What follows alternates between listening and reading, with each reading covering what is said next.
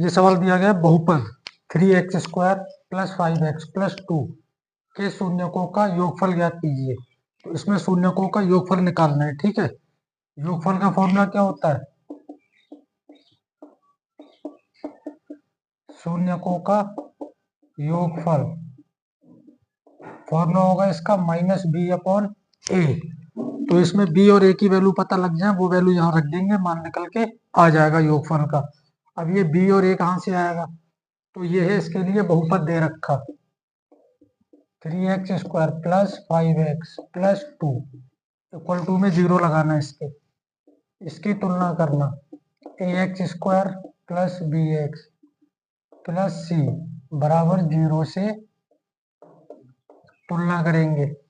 तो यहाँ से a का मान कितना हो जाएगा? 3, b का मान 5 और c का मान 2। यहाँ वैल्यू लगा देंगे, -b की वैल्यू 5 और a की वैल्यू 3। एक नंबर में आएगा तो इस तरह से करना है, 2 नंबर में, और 1 नंबर में आएगा तो ऑब्जेक्टिव आएगा। तो फिर ये तुलना उलना कुछ मत करना, ये सीधे याद रखना, ये a की वैल्यू, ये b की वैल्यू, ये c की। सीधे -b/a फॉर्मूला लगाना, b की जगह पे 5 रख देना और a की जगह पे 3। यही गुणनफल का फॉर्मूला आता तो c/a होता, c की वैल्यू 2। बात समझ आ रही है? नोट करो इसको, फिर आगे देखते हैं। ये देखा दूसरा सवाल, यदि sin a बराबर 4/5 है तो tan a का मान ज्ञात कीजिए। sin a का मान दे रखा है और tan a का मान ज्ञात करना है। जब इस तरह से सवाल दे रखा हो तो पहले ये देखना कि जिसका मान ज्ञात करना है tan a का, क्या tan a को हम किसी तरह से sin a में बदल सकते हैं? तो tan a को sin a में नहीं बदल सकते, tan a को तोड़ सकते हैं sin/cos में। तो यहाँ sin की वैल्यू तो है, फिर cos की वैल्यू चाहिए होगी, वो निकालने के लिए फॉर्मूला लगाना होगा। तो यहाँ नहीं बदल सकते, इसलिए जो है अब वापस जो पुराना तरीका है उसी से करेंगे। अगर बदल सकते हम इसको डायरेक्ट यहाँ पे, तो सीधे हम tan a को sin a में बदल के ये वैल्यू लगाते, पर ऐसा नहीं कर पा रहे हैं, तो फिर जो तरीका था उसी से करना है। क्या था? sin a बराबर 4/5। अब sin थीटा बराबर क्या होता है? तो इसके लिए ये सूत्र बताया गया था, लाल बटे कक्का। तो ये पहला वाला sin, फिर दूसरा cos, ये tan, इधर cot, sec और cosec। तो ये क्या है? साइन। साइन कहाँ है? ये यानी लंब, L फॉर लंब, K फॉर कर्ण, लंब बटे कर्ण। दो चीजें दे रखी है, लंब है 4 और कर्ण है 5। निकालना क्या होगा? जो तीसरी भुजा होती है आधार, क्योंकि 3 भुजाएं होती हैं, लंब, कर्ण और आधार। तो इसके लिए पाइथागोरस प्रमेय लगाना है। पाइथागोरस प्रमेय क्या थी? पाइथागोरस प्रमेय से ये था कर्ण स्क्वायर बराबर आधार स्क्वायर प्लस लंब स्क्वायर। कर्ण कितना है? 5। आधार कितना है? निकालना है हमें, नहीं दिया है। लंब कितना है?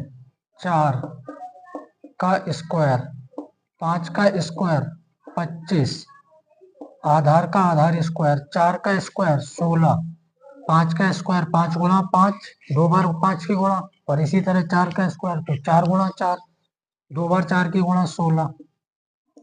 ये 25 से 16 को इधर उठा लाएंगे तो माइनस का, इधर ए स्क्वायर, 25 में से 16 गया 9, या ए स्क्वायर को इधर लिख दे और 9 को इधर, स्क्वायर हटेगा तो सामने वाली संख्या पे क्या होगा? अंडर रूट लग जाएगा, यानी ये जो 9 है इस पे अंडर रूट चढ़ जाएगा। और अंडर रूट 9 कितने की वैल्यू होती है? 3 की। ठीक है, अंडर रूट 9 का मान 3 होगा, क्योंकि इसके अंदर गुणा में जोड़े में नंबर बनना चाहिए, तो बन जाएगा 3 गुणा 3, उसमें से एक 3 बाहर आ गया।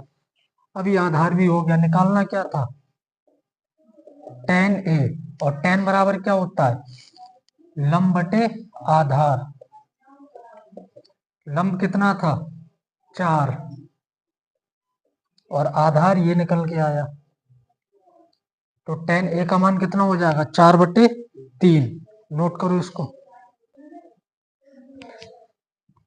यह है एक सवाल, sine square theta plus 1/1 + tan² theta का मान ज्ञात कीजिए। इसका मान निकालना है, ठीक है।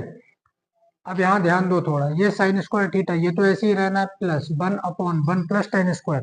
अब यहाँ पे हम दो चीजें कर सकते हैं। एक तो ये कर सकते हैं जो बिल्कुल सिंपल है कि tan को तोड़ दें, जो ज्यादातर क्वेश्चन में किया जाता है, यानी tan को तोड़ दे साइन बटे कॉज में, स्क्वायर लगा दोनों पे स्क्वायर लग जाएगा, साइन स्क्वायर थीटा बटे कॉज स्क्वायर थीटा हो जाएगा, ठीक है। इसके बाद वो एलसीएम निकालेंगे तो कॉज स्क्वायर इधर चला जाएगा, यहाँ बनेगा cause square plus sine square, वहां से बंद करके फिर इसको ऊपर ले जाए। तो एक तो तरीका हो गया ये। और इसको अगर और जल्दी करना है तो ये फॉर्मूला होता है 1 + tan² किसका फॉर्मूला होता है, सेक स्क्वायर थीटा का। इसको हम डायरेक्ट सेक स्क्वायर थीटा लिख सकते हैं। बताते हैं अभी कैसे बनेगा फॉर्मूला, पहले सवाल को समझ लो। साइन स्क्वायर थीटा 1 + tan², इसको डायरेक्ट कर दें सेक स्क्वायर थीटा फॉर्मूले से। 1/sec क्या होता है, कॉज।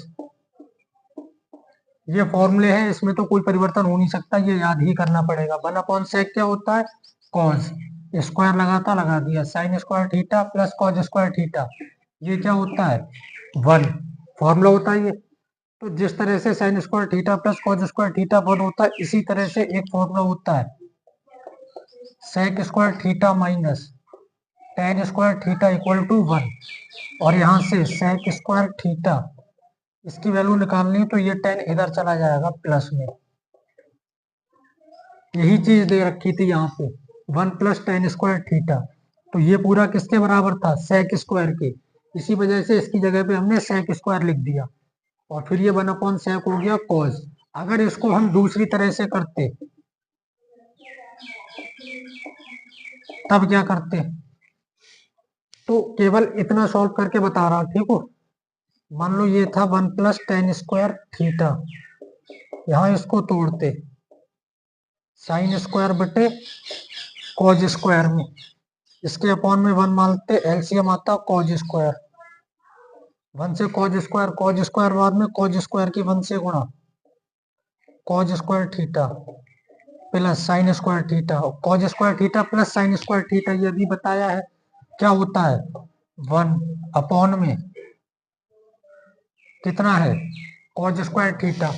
तो अब ध्यान से देखो, ये इस तरह से आता 1 और उसके अपॉन में इस पूरे का मान, ये हल किया है ना 1/cos स्क्वायर थीटा, तो इसकी जगह 1/cos, और ये ऊपर चला जाता, तीसरी संख्या कहाँ जाती है ऊपर, तो ये cos स्क्वायर थीटा हो जाता है इसका मान, और ये साइन स्क्वायर था, यानी यही आता। तो चाहे तो ऐसे कर सकते हो या ऐसे, अगर फॉर्मूला याद होगा तो सिंपल 2 लाइनों में हो जाएगा, वरना फिर ये इतना करना पड़ेगा। बात समझ आ गई, नोट करो इसको।